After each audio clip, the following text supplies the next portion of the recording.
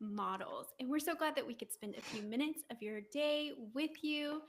Um, if you have any questions for me or Amanda, please drop them in the chat at any time, and we are happy to pause what we're talking about and answer your questions. If you haven't met us yet, there are two ways that we help thought leaders and creators like you build rock solid recurring revenue. First, we have Level Up Creators, which is our done for you white glove consulting firm. Second is Level Up Creator School, where we have a global group of thought leaders, and we help them build businesses through our done with you model. Creator School includes access to our consulting team and our consulting methodology in a way that we used to reserve for our clients exclusively. So, hello and welcome. Okay, let's dive right in. Amanda, just give us a quick synopsis on mental models overall. Yeah. So I'm relatively obsessed with mental models because I'm obsessed with uh, good decision making, honestly. And I think it's really hard to make really good decisions. I mean, literally, like this is what we get paid to help people make really, really big decisions. Many times their livelihood depends on it. And we take that very, very, very seriously. And so we don't just take like an intuition based approach, though your gut feeling is important. But I think of mental models are just different ways of thinking about the same situation, or you could look at it that way. So, for instance, it's like, I've got, I don't know how many pairs of glasses, but I have a lot of different pairs of glasses. Okay. Like I'm a full-time glasses wearer. They're a face ornament. So like I like to change them out. But if you think of a mental model as a pair of glasses, you can put that pair of glasses on and see a situation through a specific lens. And then you can trade out your pair of glasses and you can see that same situation through a different lens. And some examples of mental models, important, like start to put a little context and color around this, but the regret minimization framework, that's one of like Jeff Bezos's favorite frameworks. There's one-way door versus two-way doors. And so would it be helpful if I explain these as I went along, maybe, perhaps? Maybe. Okay. So regret minimization framework. So the way that Jeff Bezos describes this is he's on his deathbed. He's making a very consequential decision today, right now at age 50 or whatever. How will he view this decision on his deathbed? And so that kind of like helps it put a current situation into perspective. And it's like, what's the long-term view? And that also, taking that regret minimization framework long-term view requires you to use another mental model called second order thinking. And then there's third order thinking. And so it's like, what is the cascading effect of this decision going to have? Who else will it impact? Who are key stakeholders? How is it likely to impact them? And then what is the result, right? So that's a really good one. One-way door versus two-way door. A one-way door decision. So think about like restaurant doors, in the kitchen coming in and out. It's very important that you go the correct direction so people aren't bumping into each other. But some doors only open one way. There's no going back, or it's very, very, very hard to walk back through it without a, catastrophic, cataclysmic, hitting everybody else coming the other way, whatever.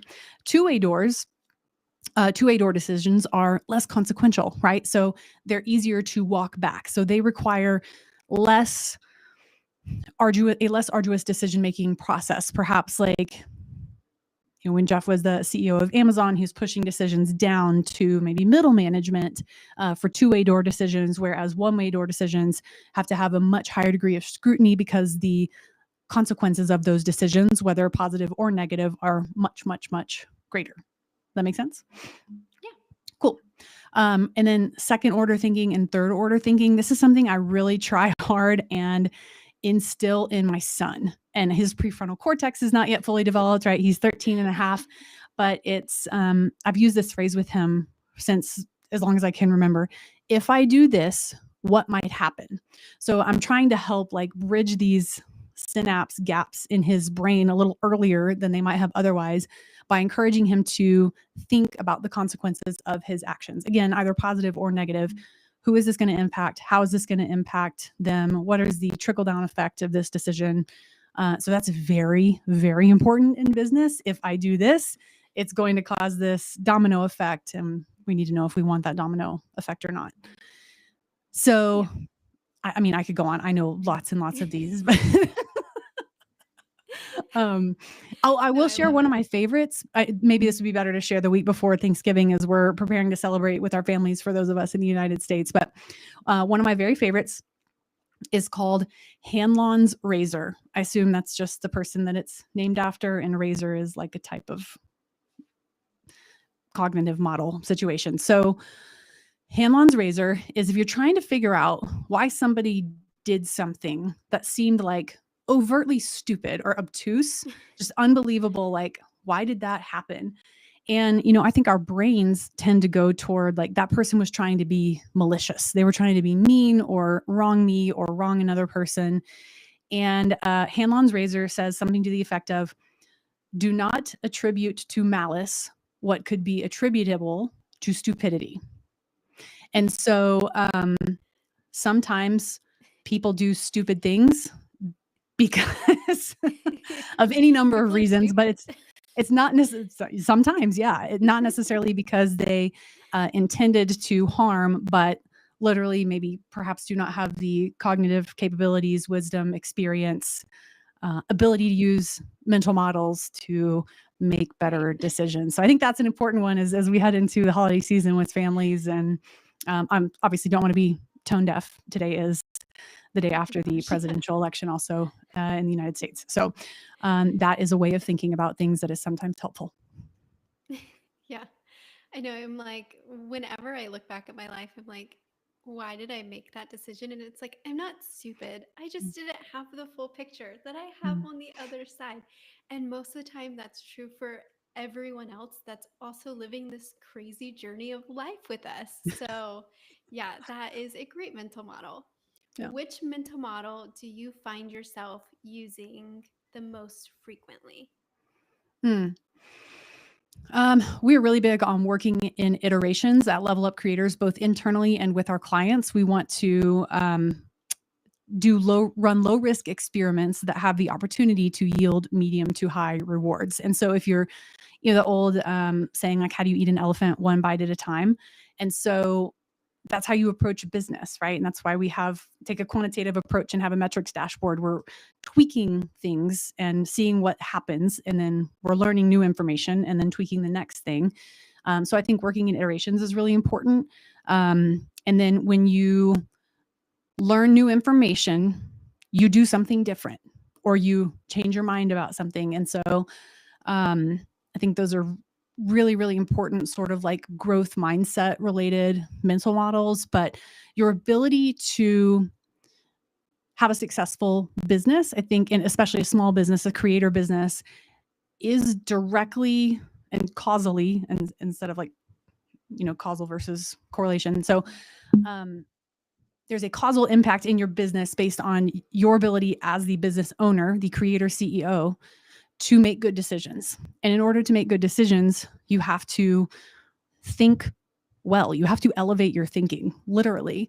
And that is how, top CEOs use mental models all the time. I've cited Jeff Bezos a few times here. Obviously, that's just one very small example, but to level up your business, you have to level up your thinking, your cognition, your growth mindset, and put situations through different lenses, get other people's opinions, learn how to think better and how to make better decisions so that you will be more successful. Yeah. If somebody is brand new to the thought of a mental model, where Mhm. should they start? Yeah. Oh, that's a good question. I have like a whole module actually on this in our creator to CEO course, which is actually, we just started. We haven't even really promoted it very much, but that course is now available as a one-off. You can purchase it for like $129, something like that. So if you want to level up your thinking and learn how to do this, like I literally spelled it out in this course. And as with all of our content, it is definitely like GTFP, no fluff, nothing extra. It's exactly what you need. It's meaty for sure. But we are here to Always. help you level up, not to dumb down any of our content, because we know that you are wildly intelligent and a very capable human, and we want to treat you and respect you as such, and not take everything, strip out the good nuggets, because I don't like it when marketers and people do that, because I think it's disrespectful to human intelligence, to be honest with you. I don't know. Sometimes I need that click here button.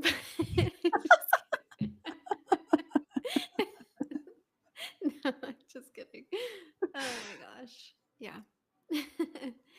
Okay, so that's a great place to start. I'm trying to think. Are there any books or any resources that have really helped you along in learning mental models?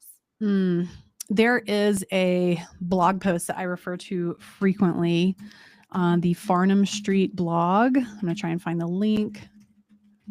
Ooh, there it is.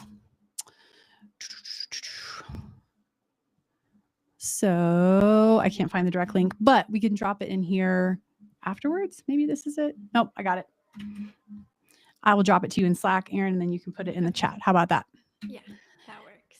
So that's a good place to start. I mean, also our Creator to CEO is sort of like we have the course, we have the full course, and then we also have a shorter guide, and it does explain some mental models. But I mean, really, I've spent 20 years dedicating myself to learning. I feel like my education really started after I graduated from university, which is sort of funny, but that's when really something like clicked in my brain where I found my extreme area of interest is business. Like I'm just obsessed with business and optimizing businesses. And so I have acquired mental models and sort of adjusted them to my needs and all sorts of things over many years. So it is hard to sort of just like dive into that. But you know, if one of these resonated with you that I talked about today, then try that out. But it is kind of meta to think about thinking. And so I know that is an abstract concept for many, and it's kind of unusual. But again, I do believe that that is foundational to success is working hard to be smart and make good decisions. I believe everyone is capable of doing so. If you have the cognitive ability to listen to this conversation and comprehend what we're discussing, then I believe you have the cognitive ability to elevate your thinking. And I would love to help you do that because we're all about like equipping and empowering creators, right? It's kind of like our whole job. It's kind of why we're here. It's kind of why we're here. Yeah. And you are also talking about mental models in the newsletter coming up. Yep. That's right. Okay, cool. Yeah. So The whole I month of dropped November. the link there. Oh, sweet. Yeah. And we need that. Mental models, getting ready for family, getting ready for holiday season.